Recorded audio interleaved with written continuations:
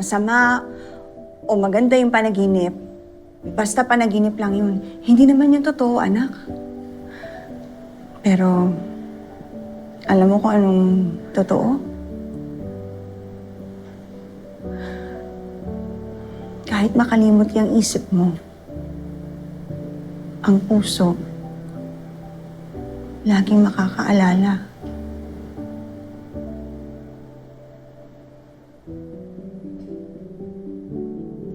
Depende po siguro kung yung taong yun ay may puso po ba siya. Nak, huwag mo sabihin sa akin naniniwala kang saging lang ang may puso